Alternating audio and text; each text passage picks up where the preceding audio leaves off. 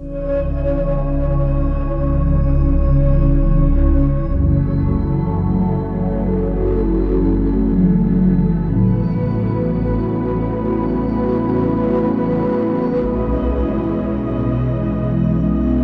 back, everyone, and welcome to our next segment.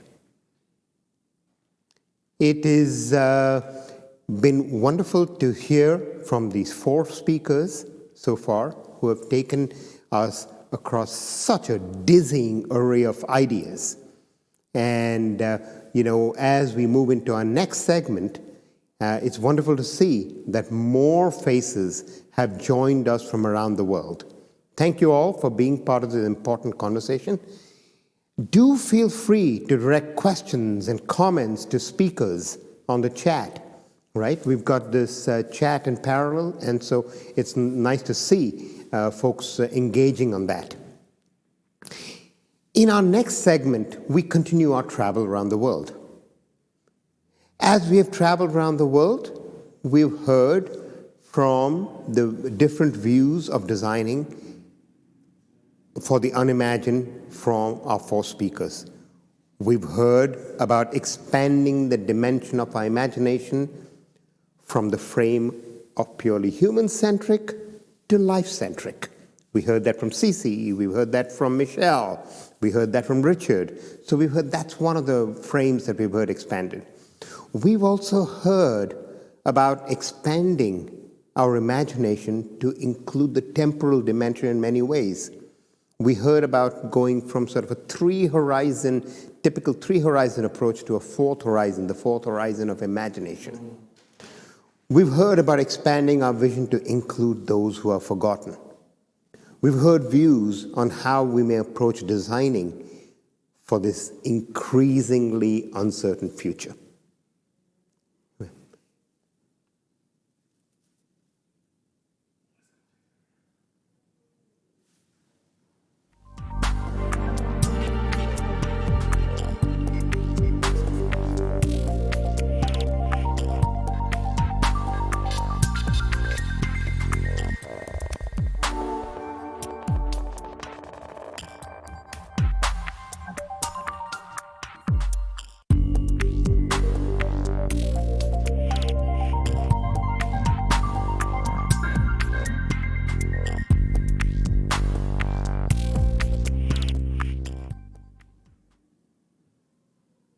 So now, as we enter the next segment of today, I have good news for you.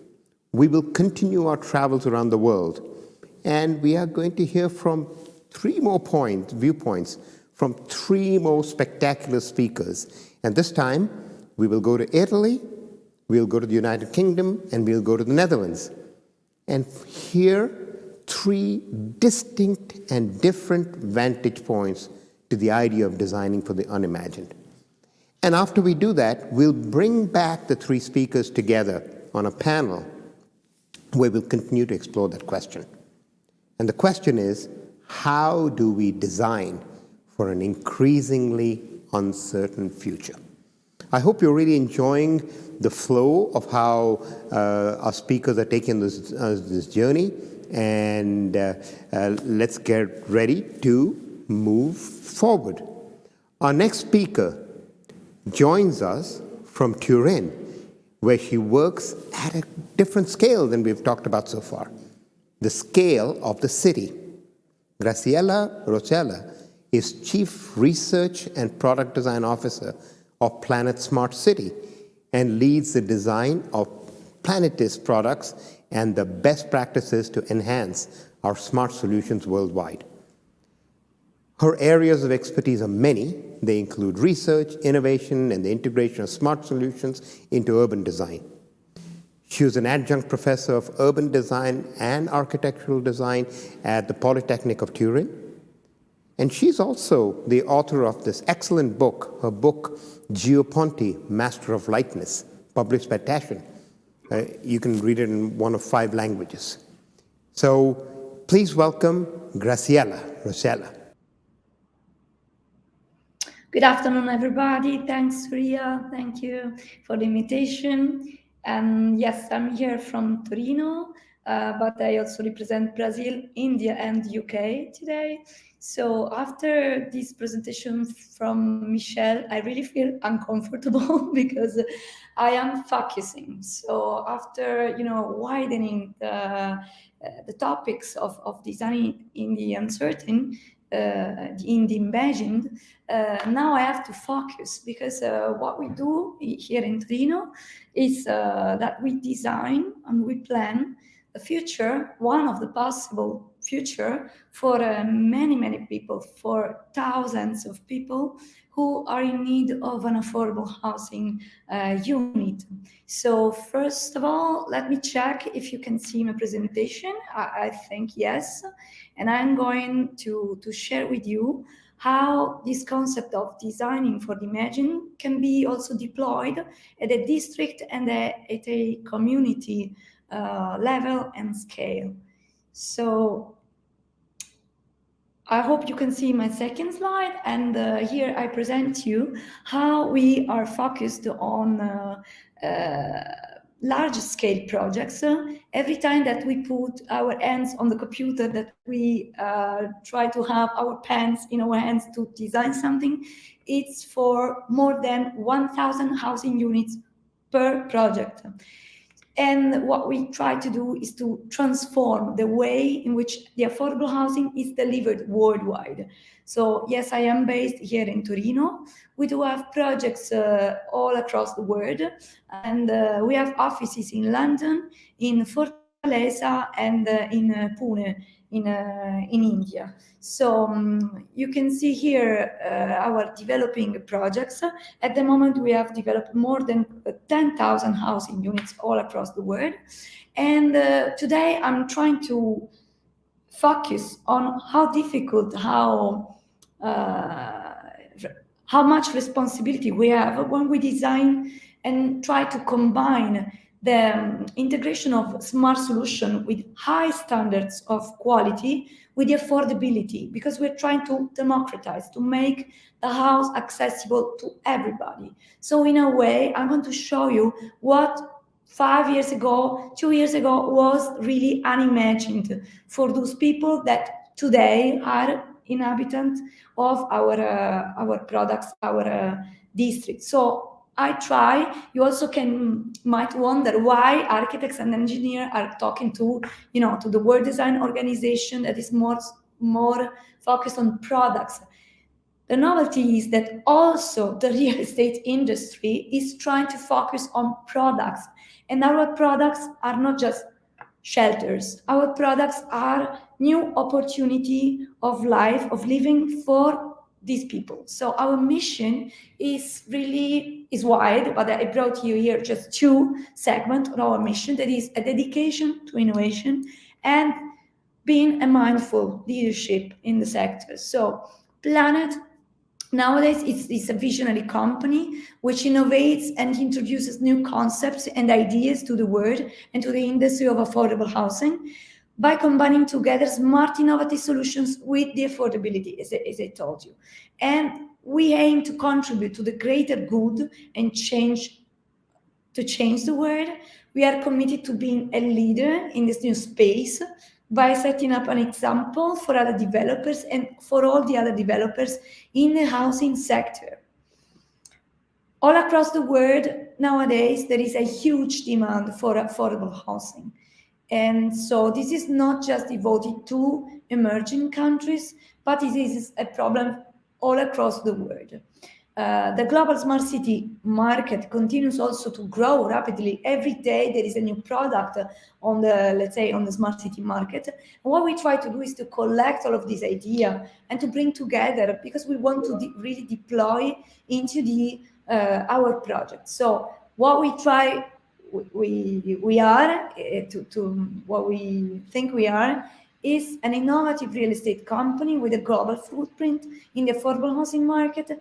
And we are not focusing, as I told you, in emerging, but also in developing markets. Our core focus are on generating considerable social impact, and we are proud to have created an integrated format for a smart district development that we can replicate worldwide. Of course, this is not copy and paste. This is a deployment of a new product.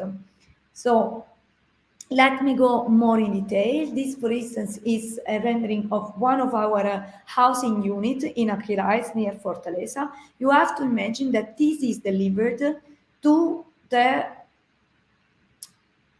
let's say, to the middle and low income tier of the population. So this house is delivered by to the people for $25,000. That is really a very cheap and affordable cost for those families. It is affordable and it is a very high quality. So this is also for us our attempt to design for the unimagined, because imagine that our residents, they really come from the slums, from the favela in Brazil, from in Mumbai, in Pune. In Mumbai, there is actually the biggest slum in the world. It is Dharavi. Dharavi counts more than 2 million people altogether, and it's not certain how many of them really live them because they cannot count.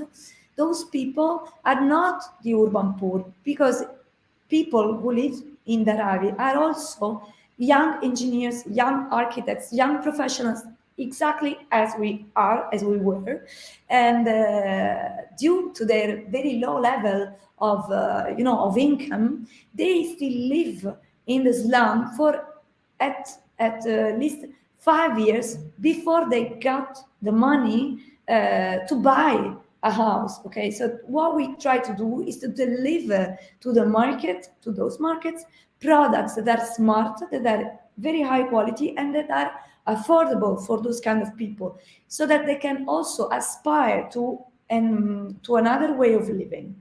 Where we design is here in Italy. This is an image of some colleagues of mine, Marco and Giovanni, who every day they design not just the house itself, but also a platform that is then delivered via a channel that is an app for our smartphone. And with this app, we are also able to deliver services to our residents, not just entering the house, but also, to book spaces, to book common spaces where the people, the community can gather and can have new opportunity of living in a better way. Our integrated approach is what I would like to focus on. When we talk about smart district, it's not about technology, okay? Technology is not just one of other technology, of other components, what we're proud to say is that we have a people-centric concept. And so when we say that we imagine, we design the future, we design especially focusing on 4 main areas that are the social innovation. So what we take care is the community, the well-being of the people, education, economy, and security. Then, of course, there is the dimension of planning and then of architecture, all what is embodied into the built environment. So we care for architecture, for urban functions, for infrastructure, public space, and mobility. But then we try to integrate how the technological systems that are brought by the technology can be really integrated into these other areas. So we are very keen on data and sensors, all what is, the artificial intelligence applied to our houses, operations and administrations, network and devices, materials, life cycle. So all of this is really related to a very sustainable way of developing and designing the future. Otherwise, there won't be any future, because if we consume all of our resources, of course, there won't be any future on this planet for our children. And of course, the environmental area, nature, air, soil, water, and energy is the most, let's say, sustainable one. When we design all of these houses and products, a new way of living for the people, we keep in mind this scheme. This scheme was done by us together with ARUP, and we try to design a framework in which we would like to operate. So we have analyzed the needs of the people worldwide, so across all of geographies that I mentioned before, Brazil, India, Italy, UK, and we have identified almost 60 needs. What are the needs? The needs for an advanced wayfinding when it comes to find your house, to get in the middle of hundreds and hundreds of houses that are very, very close to each other, that are very similar. How can you find your way very easily in an advanced way? How we can deliver, let's say, a reduction of air pollution, how we can control air quality, and so on. I'm not reading them because they really range across all of the macro areas that I was mentioning before.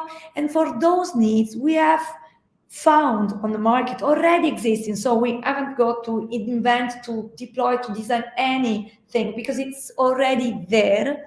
More than 200 solutions. For each of each 200 solutions, there are at least 5 to 10 products. So you can imagine that we have a catalog of solutions right now. What we did is that we have imagined the way with which we have cataloged all of these. So we have an internal software. We deployed a software with which we manage more than 1,000 products that can be deployed, chosen, selected in every of our projects. And this is the knowledge that we try to transfer, not just to the real estate industry, but all across, of course, the industry also of consultancy related to the urban planning.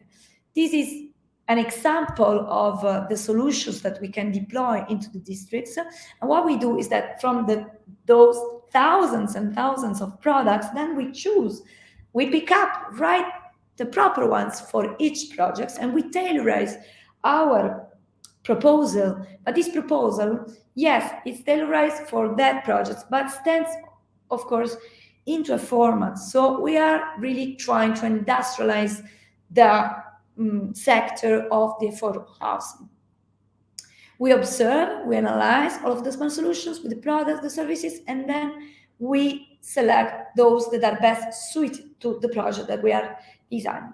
This is how you can have a look at our catalog of solutions. For instance, one solution that is not really ready on the market, but we really designed, is what we call the Innovation Hub. The Innovation Hub is a brand new space where many needs are being addressed and many solutions are being included in it. So when it comes to to providing and to design, to build, because we really design and develop and build then these buildings. This is the one in Laguna Smart City near Fortaleza, where the people then can go. We have this catalog of solutions, and you can see here that the macro areas that are related, so that are, let's say, in a way addressed by this solution are many. So I'm not working just in one of the dimensions that I mentioned before, but all together. And we managed to measure how much this solution is impactful and is responding to all of those. We have developed an index, it's called the ReSmart Index, and we also measure how responsive and smart our projects are. So now I would like to show you very, very, very practical examples what we include into our solution. So for instance, this is an innovation hub. We have imagined for the inclusion of the people, because yes, if I go back, one of our 6 qualities is to be inclusive. So we really want as many people as possible to be happy, to live better lives within these buildings, within this concept of districts and cities. So that's the reason why when we design this innovation hub, we always include 2 spaces, the Library of Things and the the sewing lab. So going back to the Library of Things, what is it? This is something that we have already collected examples all around the world. There are best practices related to this solution. let's say the Nesta book, the White Book for Innovation in 2010 already showed many examples of library of things, library of objects. You can call it whatever you want, but basically it's a space where there are tools inside. There aren't books, there are tools. These tools, like a drill, like a tent, a camping tent, or also a bicycle for kids. These are tools that the people, the household, don't really use for the entire life of the household or of the family, and they are not even used for the entire life of the object themselves. If you think about a drill, if you think about the time, very, very, very short time you use the drill to make a hole in the wall, you use a drill for 1 second, 2 seconds, and that's it. There's no need to have every family in our district to really own their own drill. So what we put into availability for all of our residents is a library of tools like drills. They can go there and borrow for free. They can also, in their user experience, in their customer experience, they can book the drill via the app. So the channel that we designed, this platform, is very powerful because we let the people save money, save time, because they don't have to own, they don't have to buy, just to go there to book it, of course, to see if it's free, if it's available, and then if it's available, we really, with the app, they can open the door, go there without any other people take care of the object.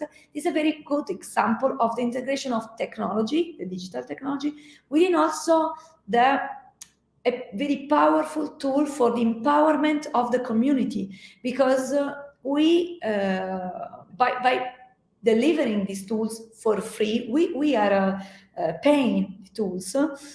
We also always know who used the tool, the drill, for instance. So we really know if there is a damage, of the drill breaks up, we know who was it, and so we really have a direct relationship with the people who did the damage, and we take care. Of course, there is an insurance, so no one is going to be, asked for money for the drill, but there is a responsible and there is an accountable person for that slot of time using the drill. So this is really freeing. This is giving back money to the people and giving them a sort of financial stability, because they don't have to use their money to buy things that are not really useful for the entire life of the house or of the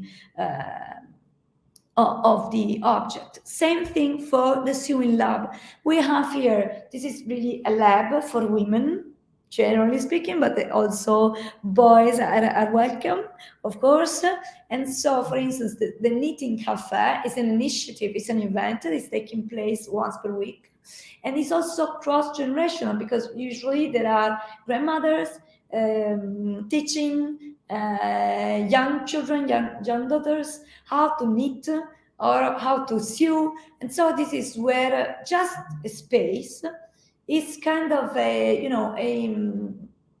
something that is bringing a catalysis. So it's accelerating, and it's the place where things can happen. And so the new opportunity of living together in a different and better way takes place.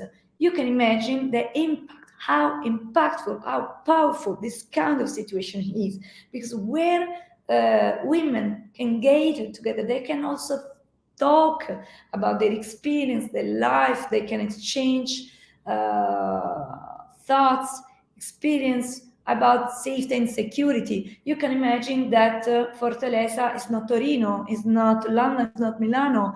So I can tell you, Fortaleza and Natal, where we have other two projects in Brazil, they are respectively the fourth Fortaleza and the seventh most dangerous cities in the world, related to the numbers of crimes, the numbers of murders. So, of course, people and focusing women don't really feel safe at all, because they can feel threatened by an environment that is not sure, that is not safe, and it's not secure. So bringing people together, let them know each other, bring their experience together. It's also a way to design new safety and security models of living. And that's also, we're also proud of it, because our community developers and community managers, our staff, really literally stay there in the districts. They might live there or not, but this is not discriminant. If they live there, they are available for every resident too, who can go there, knock the door, or book a slot with their platform, and say, okay, hello, I'm here, I'm Cynthia, I'm Graziella, I'm Surya, I'm whatever. I need to know better my neighbors. I would like to propose a dinner. I would like to propose an activity. I would like to have yoga courses, English courses. These kind of activities we are gathering together. And so I am pretty much done. I conclude with our impact. Of course, we take care for the ESG framework, and we are supposed to have our sustainability report. What we try to do is that we would like to focus on 9 of the 17 sustainable development goals, because we cannot tackle every of them. And of course, we have defined a way for which number 5, gender equality, is crucial to us. And of course, the example of empowering women via the sewing lab, and also teaching them how to sew. They can sew their products, they can sell their product, is another way to empower also, and to let the sharing economy of the district flourish. And so number 5 is very important to us. Number 11, because of course this is devoted to community and to cities and all of those. So I think I am ready, and I've done, I finished my presentation. And so I think that I am open to questions, and thank you so much. Thank you, Graziella. Thank you so much. Thank you. That is great. Thank you for sharing those fascinating insights about designing at a completely different scale for cities and homes, and not just using physical materials for architecture and urban design, but also data. So we are going to move on to our next speaker, and we are continuing our travel. Our next speaker is truly a citizen of the world. He has spread the word of design and of new emerging ethos of design, from Norway to South Africa, from Italy to China. He's been everywhere. Richard von der Laken is founder of What Design Can Do, an annual conference, an organization dedicated to showcasing the work of designers who are effecting social change. Richard is also co-founder of the visual column Gorilla, and he is the co-founder of the graphic design agency They Design Politi. Richard is passionate and driven to accelerate the transition to a sustainable, fair, and just society using the power of design. And I think we will hear about that in his presentation. Let's welcome Richard to the stage. Thank you so much for this this beautiful introduction. I'm humbled. Today I will first of all thank you WDO for inviting me. It's an honor. Today I will talk about my organization, What Design Can Do. What Design Can Do is an organization that is focusing on the impact and the power of design. And we have been doing that now for almost 10 years. I'm a designer myself. I'm from Amsterdam, based here in the Netherlands. And throughout the years, What Design Can Do developed into an organization that is now active in several countries. So we also collaborate with people in Mexico City, in Sao Paulo, in Nairobi, in New Delhi, and in Tokyo. what is what design can do exactly? I can imagine that you ask yourself that question. Well, first of all, our mission, and I think that's the most important thing of what drives us, is that we want to empower the international creative community to make a valuable contribution to solving the major problems of our time. That is, of course, a very big promise, but I sincerely do think it is necessary. We need design and we need creativity to make that transition possible that everybody is constantly talking about. To make that happen, of course, we also have to, as I always say, own the problem. We can, of course, talk about design, but at the end of the road, we are focusing on something bigger.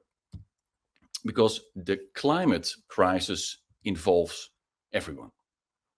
Aside from causing it, humans are also victims of it. Every report stresses that the climate crisis can be tackled. Changes can be made in order to halt issues. But everyone must take part, and therein lies the big problem. Citizens, businesses, investors, and governments see the route to a climate neutral society peppered with obstacles that they would rather not or cannot take on. The main task is therefore to convince citizens, businesses, and governments that we can create a new future which makes our lives not less, but even more fulfilling. The realization begins with the power of imagination.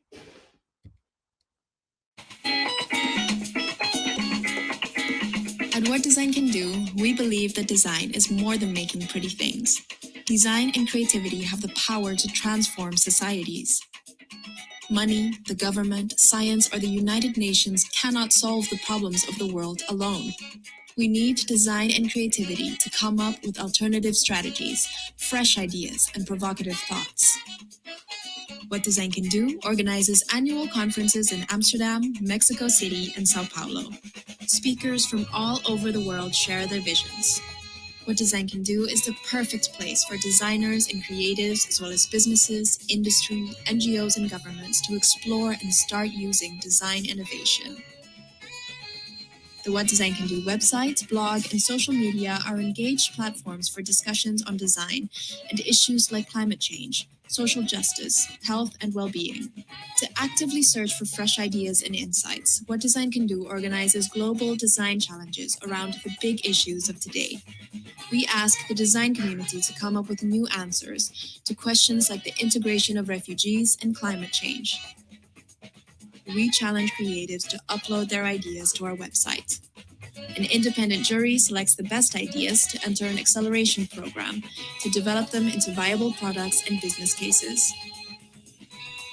In the near future, What Design Can Do plans a series of local challenges around energy and safety in metropoles on 5 continents, and a new series of conferences is being launched in Mexico City.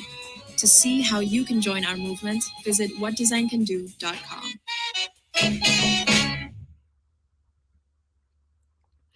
To make all these things happen that we stand for, we developed the so-called Social Impact Design Program.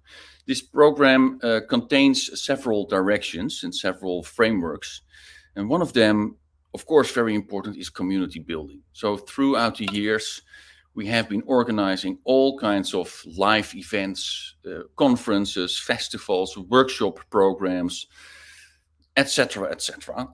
Also, our next speaker, Nelly Benhayoun, has been one of our favorite speakers. I'm looking forward to see her talk as well very soon. But again, that is for us extremely important. It's an opportunity to connect, to bring people together. We also think we are a matchmaker, as we always say. And of course, also to get inspired, to come together. And especially after COVID, I'm so much looking forward to that again. For our global creative community, it's also vital that we communicate. We mainly do that via social media, but we try to do that in many different ways. So, for example, when we started our clean energy challenge in 5 cities, the cities that I just mentioned, We also came up with very specific communication tailored for every city. So I'm going to show you one little video that we especially made for Sao Paulo, but imagine that we did that for every single city. I am Sao Paulo.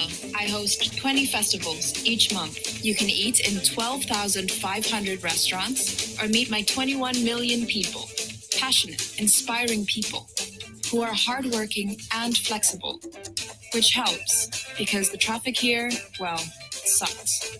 Too many cars and trucks, no efficient public transport, very few bike lanes. It's dangerous, it's polluting, and it has to change. How are we going to solve this? That is up to you. Smart, bold, game-changing ideas wanted. Join the What Design Can Do Clean Energy Challenge. Go to whatdesigncando.com and submit your ideas. A very important part of our program is the International Design Challenge program. In the past 5 years, we developed several of them. It started in 2016 with the Refugee Challenge. In close collaboration with UNHCR, we focused on the refugee crisis in Europe and the Middle East. The year after, 2017, we had our first big collaboration with IKEA Foundation. So we focused on the Climate Action Challenge. In the same year, we also developed a challenge around sexual exploitation of children. Very heavy, difficult topic, but also really an honor to work on that in close collaboration with the Ministry of Justice in the Netherlands and the United Kingdom. In 2018, the Clean Energy Challenge, and at this moment we are wrapping up the No Waste Challenge. So throughout the years, what was so beautiful to see is that we received more than 4,000 different proposals, initiatives, startups, etc., that wanted to collaborate with us. So how are we doing this? Well, first of all, we start with as what we call a problem definition. So together with experts, designers, architects, citizens, you name it, we organize big workshops to quite literally define the issue. And well, you probably understand that it looks like this. We bring people together. We do a lot of stuff with sticky notes, etc. But of course, as you can see on that picture right below, we also have specific formats and frameworks so that we can really, well, pick the brains of the people that we collaborate with. Well, after we have an open call and we have the campaign, as you just saw, we select the best of the best.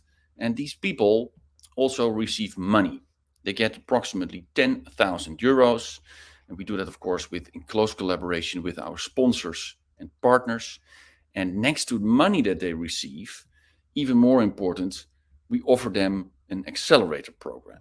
And in this accelerator program that takes approximately 3 months, we offer the winners coaching, mentorship, master classes, workshops, a boot camp where all these people come together. Extremely valuable for the development of these creative, design-driven innovations.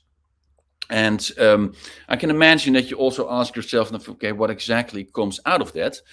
So for that reason, I also am going to share a few examples with you.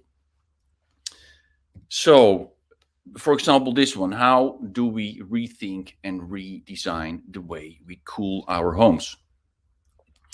The project you see here, the name is Beehive, done by Ant Studio in New Delhi, and it's a new alternative to cool the city. As you see here, in public space, they made it, but also these individual objects that you can use in-house. What they do is that they use a very ancient old knowledge, and it is combining pottery with water. As soon as you throw water over pottery, it cools the air. And that is the starting point for a very sustainable, low impact alternative to cool the city. We also rethink and redesign the way we deal with our interior. And I think this is also a beautiful example from an organization that works in Chile and in Portugal.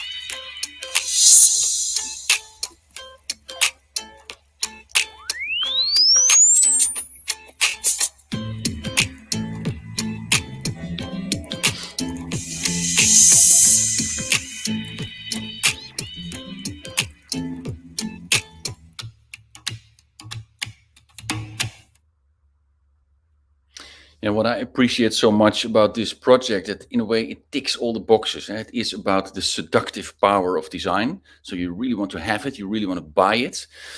But on the other hand, it's completely sustainable, only made with natural materials.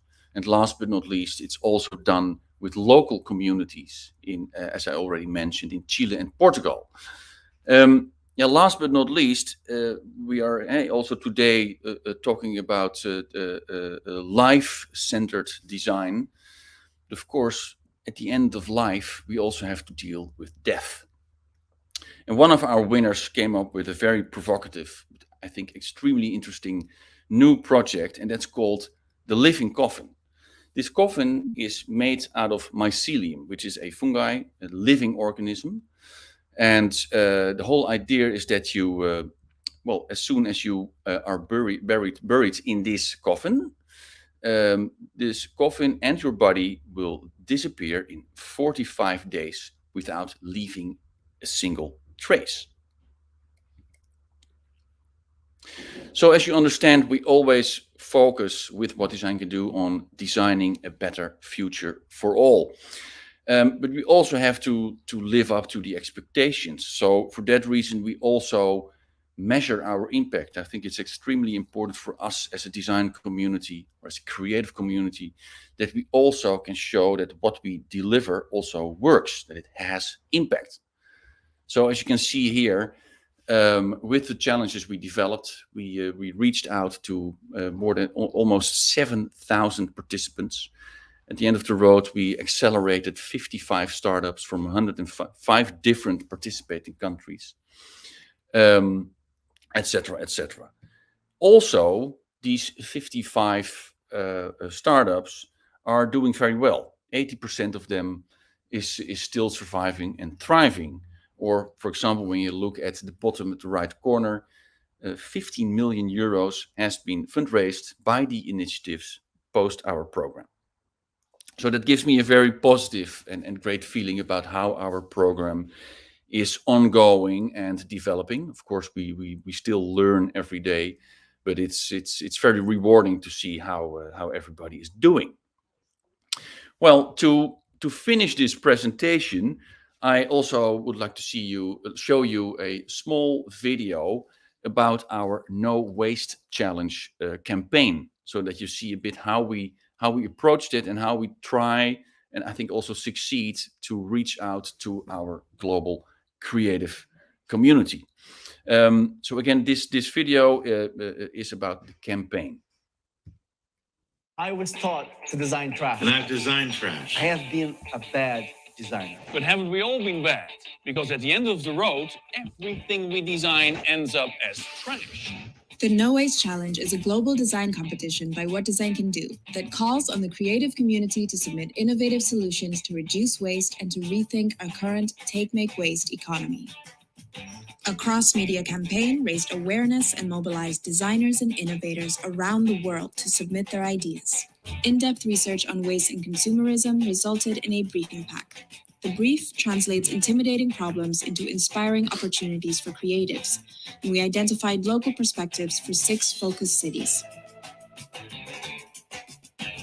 The campaign kicked off with a global call for submissions. This generated traffic to the No Waste platform, where people could download the briefs or dive deeper into a continuous stream of background articles. A striking, consistent, and instantly recognizable graphic language is at the heart of the communication campaign and is translatable to all of its levels. The second stage of the campaign focused on waste as a design problem. This message was further amplified in an opinion piece by What Design Can Do founder Richard van der Laken. Next was a series of videos in which designers, design thinkers, and upcoming talent from all corners of the world confessed their wasteful sins. What Design Can Do also provided services and practical support to the worldwide community of creatives. We organized a series of webinars to answer questions and to help participants enter successfully. The challenge generated an overwhelming response, a record-breaking 1,409 entries from 105 different countries. More than 300,000 visits to the platform, over 15 million impressions on social media, with an engagement rate of 6.7% and an 11% increase in followers, and 146 published articles in over 35 countries. The next step is to select the winners, make their ideas come true, and have real impact on the global waste crisis. We have to remember that waste is an idea. It's something that we invented. And if we invented it, we can uninvent it. As you probably saw, that was not Santa Claus, but Bruce Mao. Thank you very much. Presentation. That was such a great presentation, Richard. Really enjoyed it. I think your message of coming together to solve problems is one that all of us need to listen to carefully. Especially given the big tsunami that is headed our way, the impact of the climate crisis. So when we come back for a conversation after Nelly's presentation, I'd love to pick up on that theme. So thank you again. So last, but certainly not the least, is our next speaker, who is a polymath and a powerhouse. I have known Nelly Ben Huyen for about 3 years, since 3 years, when she spoke at the Interaction Week that I chaired, and I was completely blown away by her ideas and by her energy. So, if you're ever in the mood for a wild ride, please go read Nelly's Wikipedia page. Nelly can be called an artist, a filmmaker, an experienced designer, but the truth is, she is just an uncharacterizable force of nature. Among her diverse, improbable, but always impressive achievements are the creation of the University of the Underground, the foundation of NASA's International Space Orchestra, and collaborations with likes of Noam Chomsky, Pussy Riot, Massive Attack, and Kid Cudi. In 2022, Nelly launches the Tour de Moon, a lunar-inspired cavalcade of creativity encompassing live events and experiences all across the UK. Ladies and gentlemen, put on your seatbelts and get ready for a ride through the unimagined. Thank you so much. Thank you for this introduction, and so nice to see my friends, there, Graziella as well, Richard. And of course, you know, it's so nice to, it's so nice to see you all. I mean, obviously, I wish we were all together. I'm still really much remembering this 3 years ago event that you mentioned a bit before. So look, you know, we're going to have to do this virtually, but hopefully I have a bunch of slides there that are going to put some joy into your mind, but also we're going to be able to speak about some very interesting topics together in a few seconds. So look, you know, as all of you, I'm sure, you've been spending all of your time playing around with social medias while we were in lockdown. And I spent a lot of time on Instagram looking at all of these incredible filters that are being shared there. So you're going to have, I just want to put a bit of a warning there. You're going to have a presentation with quite a lot of, you know, I will say quite intense pop filters experience. So bear with me as we kind of proceed through this quite intense presentation. So my name is Nelly Benayoun-Sepagnan. And as you mentioned, I'm kind of like across many different fields, whether it's the music industry, the design industry, the science industry, the tech industry, the space industry. And I spend a lot of time with all this industry to try and challenge them from within. And as I spend my time doing this, I realized quite quickly, and sorry, I just talking about warning, I was just going to say, I always speak with this very strong French accent as well. So bear with me as well as we go along. I do hope that you have some caption. I mean, this is a beautiful thing about the virtual presentation now, is like now you can actually get captions as you go along. So I don't even need to put this warning anymore. So anyway, so I run a studio, which is the eponymous studio, and we are based in London on top of a train. On top of a nightclub, really, inside a train carriage. And we exist as an artist collective. And in the studio, we always change. I think it's a big part of the way that we function, but I'm going to speak about some of the core idea behind, you know, some of what we do in this design studio, right? Where we have, you know, architect, we will have people from music, people coming from, you know, social science, psychology, all depend on what project we are developing. But effectively, we are all working towards the design of experiences. And this idea that the design of experiences is there to challenge power structures inside institutions. And we spend a lot of time designing platforms for members of the public to actually be able to experience dark energy in their kitchen sink, or experience a volcano erupting in their lounge, experiencing a rocket liftoff, basically everything that, you know, or a sonic boom, everything that usually is mainly accessible to, I would say, experts. We try to challenge that and say, well, actually, maybe we also want to experience some of it. You know, we also put together orchestra in places, military spaces like, you know, NASA. Let's not forget that NASA is also a military agency. So it's been really interesting for the past 10 years for us to actually like develop this, I would say now collective really within the agency that is NASA, where suddenly you're going to have the head of NASA playing the gong, astronaut Gaggle playing the percussion, and everyone is kind of challenging each other through the power of music, right? And we are getting them to reenact everything that went wrong in the space program and actually effectively, critically rethink the reasoning behind space and space exploration. Now, you know, Disaster Playground is another project of ours, but very important, we are here today to discuss this idea of what do we design for an increasingly uncertain future. And one of my first questions when I saw this was actually, why is it not called futures? You know, how can we actually design for increasingly uncertain futures? Because I think this is where the problem is. I think we tend to, all of us, tend to only think about future as a singular terms as opposed to a plural terms. And, you know, I'm only jumping into this whole idea of nonlinear narrative and I would say futures pluralistic thinking for the past few years, really. And it really is kind of shifting my mind completely, as in the way that we in the studio put things together, but also the way that I'd like to teach as well. And I'd like to also share with you some of the finding that we found through this notion, you know, nonlinear narrative, plurality as the starting point of anything we design, as opposed to just thinking in terms of singular manner and in terms of empirical way of thinking, right? So S's is going to be really the kind of the core of what I want to discuss today with you. And hopefully we can discuss about this a bit more inside the panel discussion. So plurality, what is it? So prepare yourself. You mentioned attaching your seatbelt. This is going to be a crash course in political theory right there, right now.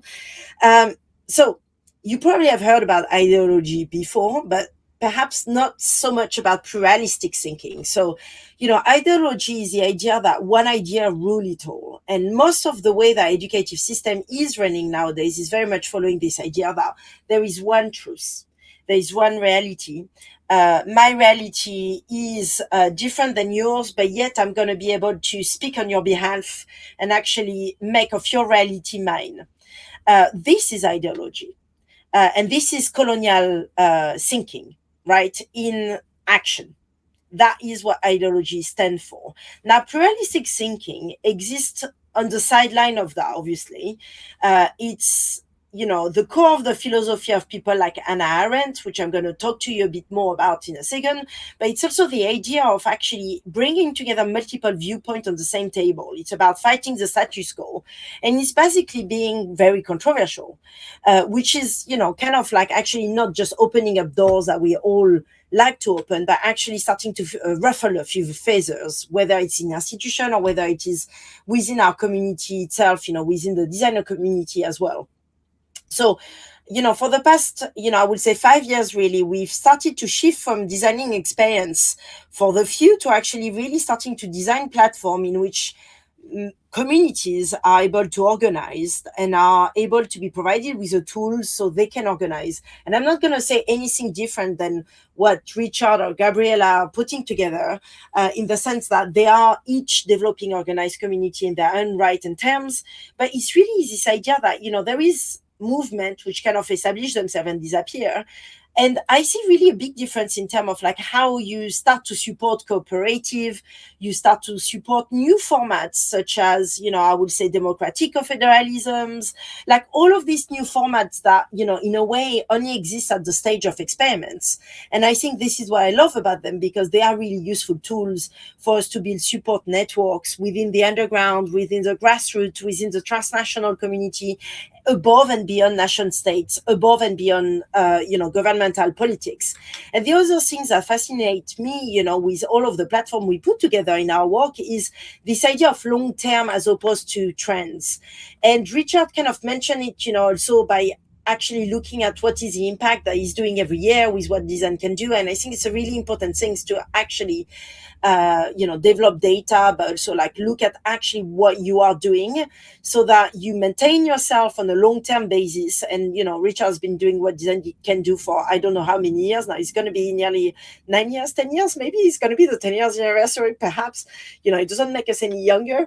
But anyway, we can talk about this in the panel discussion, but like long-term thinking, how do we make sure that whatever we do is going to have a long-term impact? And also it's like change takes time. You don't change the mind of people working in BP or, governments or anyone on from one day to the other. It does require really long-term implementation. So you need to find ways to maintain yourself economically, support yourself in these places so that you can make sure that you can develop this federation.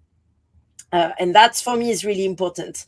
This idea that federations is this idea, like, if you think about cooperative and cooperative system that all support each other, federation kind of exists there, and it exists in a way that it doesn't just belong to a nation. It kind of exists within the space of nature. It exists within the space of, landscape, and it kind of open up a whole new realm of thinking, really. And that's something that I really wanted to discuss with you. And this is notion that, in a way, all of us as designers, we have this capability to actually start new beginnings. By the definition, our jobs is about crafting new things.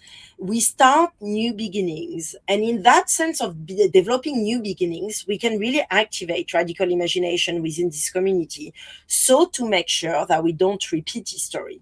And I think this is what it's about, really, in terms of like uncertain futures.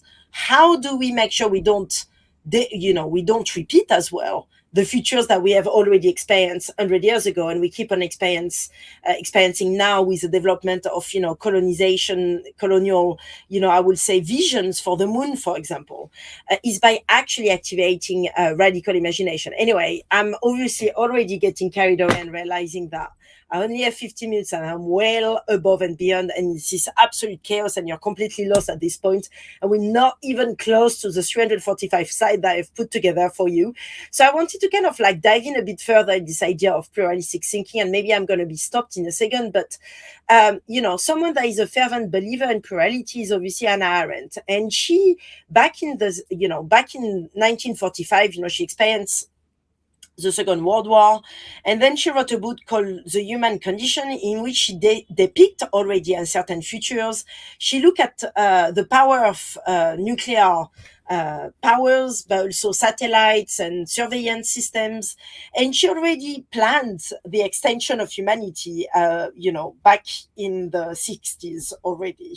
And she planned that it will be the alienation from us because we don't rethink our system. And she speaks about two characters at play: animal labyrinths and homo fabers, the people who make and the people who thinks.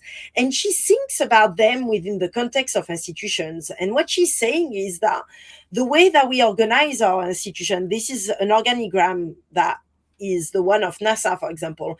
Within the way that we organize, we always have a place of power, and then a place of science, a place of outreach and education. And all of these poles are very much thought in a very kind of square manner. There is no way of thinking about them in a much more circular manner. And perhaps if we were to actually start to challenge these systems, the way that we establish directorate and we establish actually the people who think from the people who make, and if we were to actually collide these two characters together, then perhaps things would be a bit different. So this is at the core of our belief system, that if we want to fight against totalitarianism regime, if we want to start developing a new vision for the future, whether it's in climate and other, we need to start thinking with plurality at the core. And this is what we are trying to do here at the University of the Underground, which is basically a pluralistic, pluralistic teaching platform, which is based in the basement of nightclub. We strongly believe at the University of the Underground that the core of the answer, or the start of the answer, is actually nightlife and nightlife workers, and actually empowering nightlife and nightlife workers to actually find their places in places of power so they can challenge it from within. So, we all understand activism differently. I personally understand it in a very Hannah Arendt terms, which is the idea that it is to begin something new in the world. And to begin something new in the world can mean anything from the perspective of going inside an institution, filtrating an institution, and modifying them from within, to actually fighting, and protesting against, your government, or against any kind of form of policy that you don't think is right. These two function together, right? From the within to the outside, the two of them are two forms of activism. So this is some pictures of the University of the Underground, which is based in the nightclub in Amsterdam. And we are now in our 5 years anniversary. Actually, I'm not going to go into great detail of everything we're doing because there is quite a lot, but effectively we are working within the context of institution. We challenge them from within through the mean of the event. This is students, for example, looking at Aurore and Aurore genres, and how you can bring that to the mayor of Amsterdam, for example, to rethink social housing. There is other projects such as, Malena, looking at conspiration and conspiration theory, and how you can infiltrate Reddit by building new narrative inside there and actually challenge conspiration theory through others. There is other project where, students will be looking at challenging Microsoft and their way of understanding non-binary, and them, and actually seeing it as a mistake, all the way to other students looking at, death and the end of death through gaming, for example, and how we can kind of start to build that narrative into, into younger audiences, as in choosing their end of life, for example. Now we are quite a large board. Richard is one of our members, which is why we know each other quite well. But like, I think it's important to say that every time we keep on going as well, we are always fundraising. I'm sure we didn't speak about this, but all of this, and maybe this is something to bring into the panel, but all of this, I would say, adventure, which are there to really challenge power structure or challenge our way of understanding futures, they need funding to exist, right? And so we are always looking for new ways to fundraise. This is a fundraising campaign we did a while back where we look at X-ray records, which are basically recordings that make use of X-rays, your body X-rays. And we use that as a support to a vinyl, and we kind of like encapsulated very dangerous thoughts that were provided to us by people like Pussy Riot, Noam Chomsky, Massive Attack, Majid, and we made this library that was available to members of the public to buy, basically, and of course by doing so to actually support the University of the Underground. We also put together events, and we do all of these various things, whether it's at the United Nations, at the Pentagon, whether it's in Cairo, in places of, where dictature or democracy is not very much in place. We go in all of these different places, whether it's in Georgia as well, where homosexuality is not recognized. And we find ways to exist as a university so we can challenge basically a belief system there. And we do it. So, for example, one of our students, Anna, will be looking at Quinto as a character that is a very queer character. In fact, it's a character that is taken from Georgian culture. Is a very antique character from Georgian culture, and she's looking at how this character is actually always depicted with feminine outlets. And she used that character to build an entire choreography that she presented at the National Opera of Tbilisi. And she invited, the director of the opera and others. And after the performance took place, she had a whole conversation about homosexuality, basically, and about the queer movement in Georgia, in a place where it's not really, you're not very able to have this conversation. You're not able to speak about homosexuality because you will be arrested. But through the means of these events, she's able to do things like that, for example. I mean, many other examples where students have been challenging, militaries and military narrative by actually talking about climate change as being, the next big war, and like starting to work with Swedish armies to actually bring in that narrative within militaries. What if the next big war is actually climate change?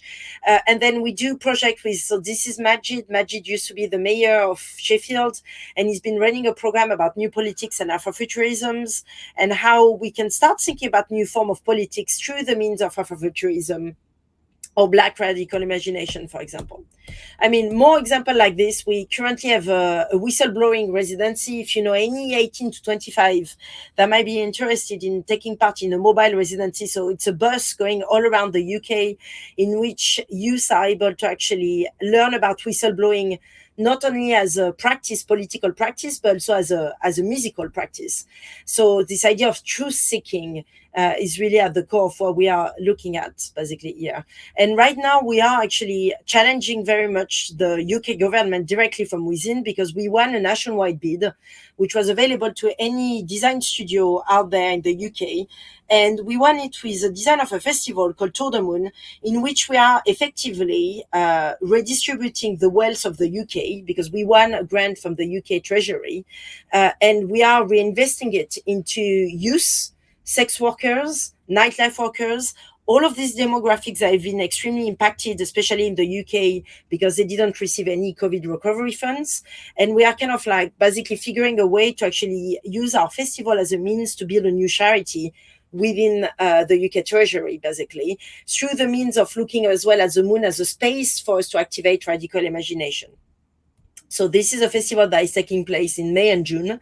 And as I mentioned, I mean, maybe we will have a chance to speak about it, but we're going pretty much all around the UK. It's got, all of these different strands, whether it's moon experience, moon music, moon film, and all of it is about activating radical imaginations, whether it is in the press, publishings, everything we are trying to do here is to build and to begin something new into the world. And that's kind of like where I wanted to leave all of us with is how do we design for an incredibly uncertain future, where perhaps by activating radical imagination in everything we do, and just to kind of leave you with a definition of what that means, the radical imagination is the ability to imagine the world, life, and social institution not as they are, but as they might otherwise be.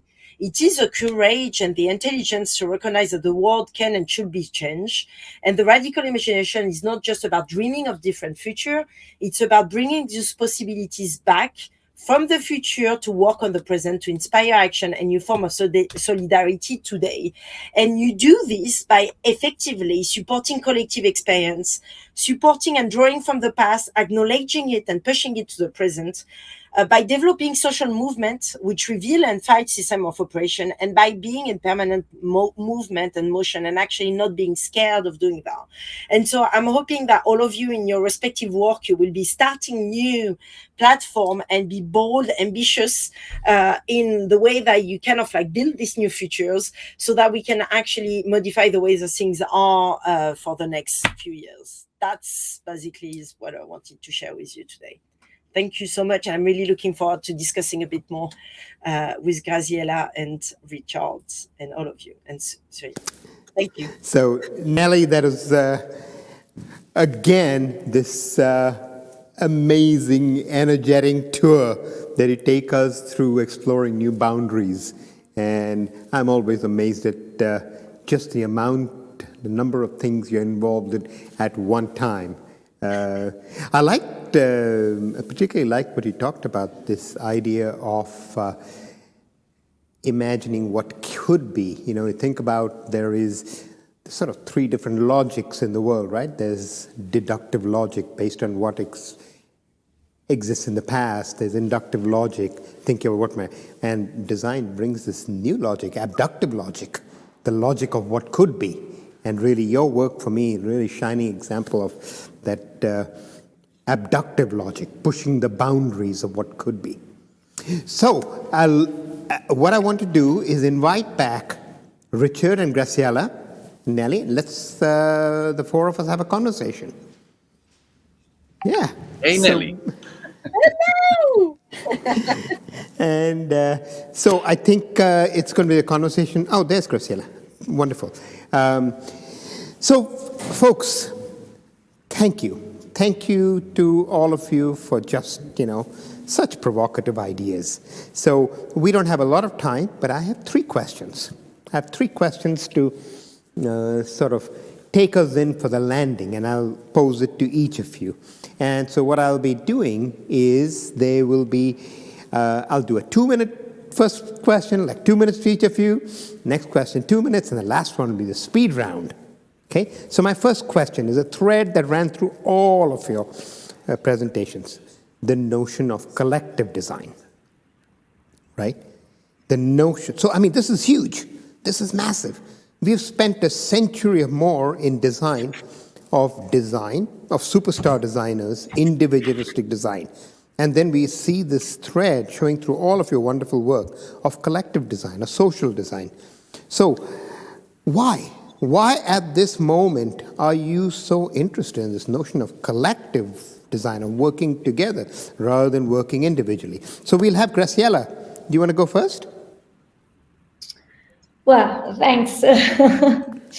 Very difficult question. The pandemic has also shown us that it's impossible to live as individuals, even if each government has chosen the way, and Italy in particular has chosen the way of, prisoning us in our homes as individuals. The way in which we try to converge back to collectivity has proven that we are, social animals. So design for the collectivity, design in a collective way, and design for the collectivity in the community. These are phases of these aspects. I think it's impossible to think back to a way in which a product is just a reply, an answer to the need of having an individual. We use the word community more than collectivity, but it's fine. I can use collectivity. In lots of places, this notion of individualism has already completely disappeared, because everything is based upon the community, upon the relationship between the people. You have to think that in Portuguese, the word in a slang that they use to say favela, to say slum, is comunidade. Comunidade means community. So they don't really use the word to identify the physical space. They just live, we live in comunidade. So we're not entitled to use community as a translation from the English to the Portuguese, because otherwise they got lost into translation. So I think it's I mean, we cannot avoid, we cannot make without working And in I design. hear you saying there's almost like a going back. It's wonderful. Richard, how about you? Same. Yeah. Why is collectivism? Yes, Why is yes. this rise? Maybe I can approach it from a slightly different side. What we noticed, I started What Design Can Do as an event, and so there we had a lot of conversations. And I think that when it comes to those big issues, many designers and creatives can feel quite powerless, because many of us, so to say, work in very small teams or individual or with 2 or 4 or 5 people. So when we started talking about the refugee crisis, climate change, etc., many people also responded with, "Yeah, what the hell can I do as a designer? Because I'm this tiny piece of dust in a very big crisis." So what we want to do with What Design Can Do is that we want to offer a platform and a situation, a context in which people are quite literally empowered. They can feel the power to do something, to contribute to something that is bigger than us as an individual. So for that reason, we, as What Design Can Do, really focus on that. So together we can make a difference. It can be a whole I'd say that's a range of individual actions, but with What Design Can Do, we offer this platform, we offer money, we offer the opportunity to develop, so that also you as an individual designer can make a difference. So in fact, it's a combination of being individual and being a collective at the same time. Fantastic. So you're really saying use scale to an advantage rather than cancel each other out, actually help do big things at scale that we couldn't do anyway. Nelly, what's your take on this? Yeah, no, I really like what, both of you were saying. Like, I think, whether it is to support organized community like you're doing, Graziella, or whether it is to actually like put together a platform that supports, that builds support network, basically, because, effectively you can meet with each other from all different places when you go to What Design Can Do.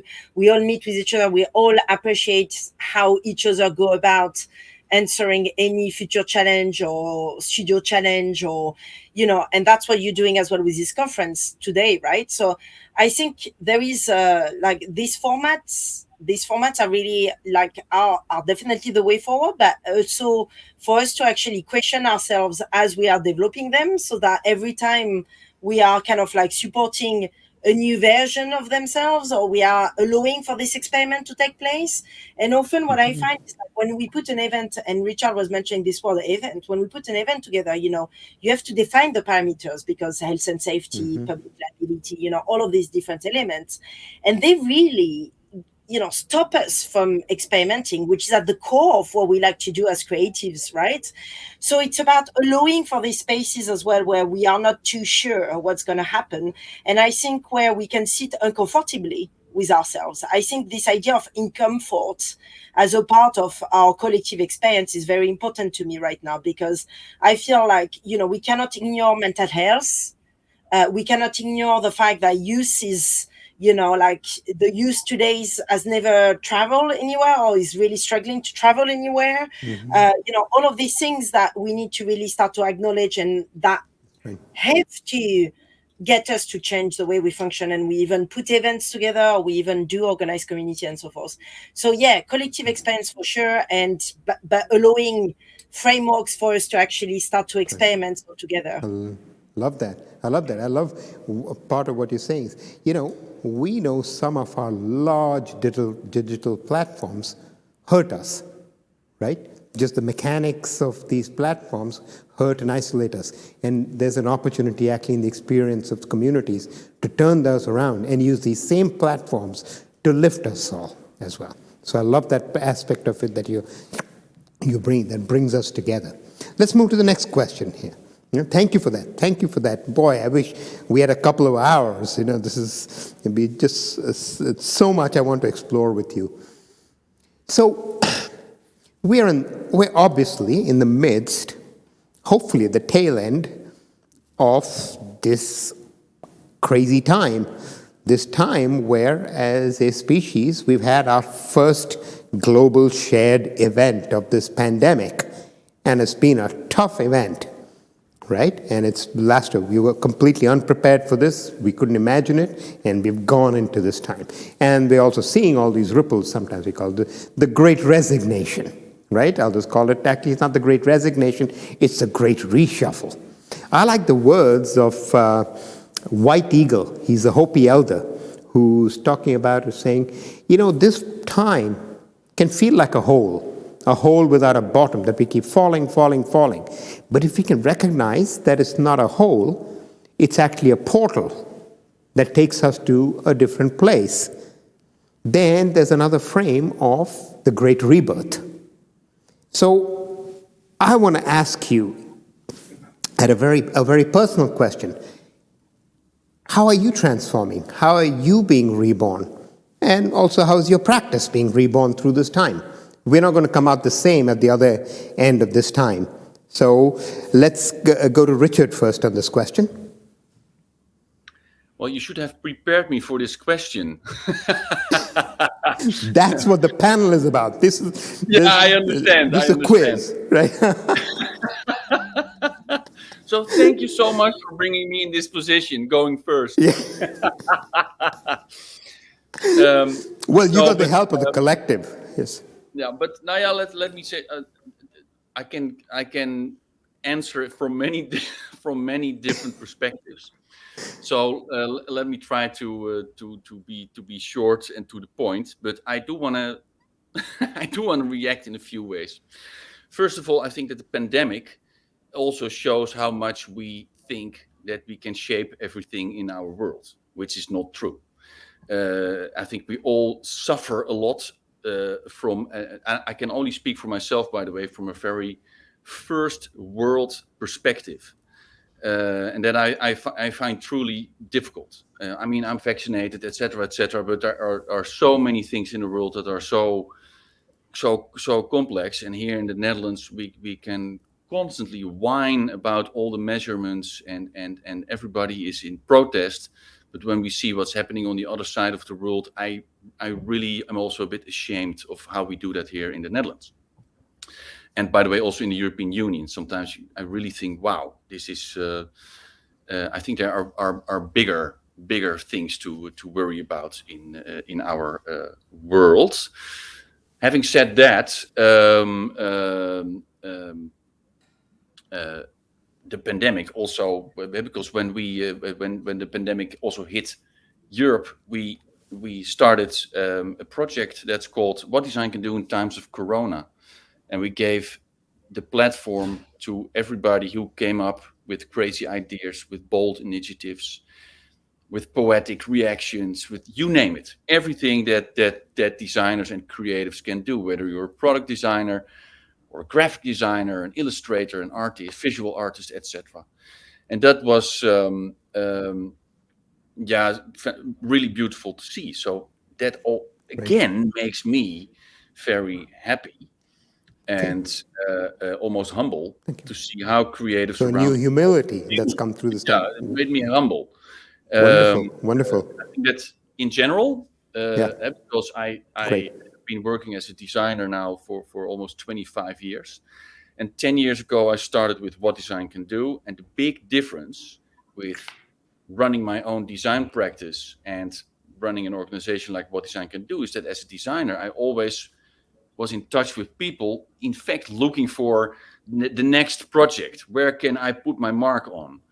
It was my ego that was playing. Thank you. I hear two really powerful frames there: humility one thing I and want ego. to add that with What Design Can Do, Yeah. the question is always, do you want to join us? And that's a very different energy. And I can tell you that most of the people that I asked it say, yeah, sure. Yeah. So Wonderful. that is very different. Thank you. Thank you. Thank you. I mean, two really important things, right? They both are very personal: humility and ego. Let's go to Graziella. What changed you through this time? Or how have you changed? Or your practice has changed? Yes, I think personally, I think that the whole has always shown to me as an opportunity. Yes, I suffered of working from home, but I also enjoyed staying with my children for a longer period. So all that turned, my family changed. I got separated during COVID. My father died. So I really changed. I can see I have changed.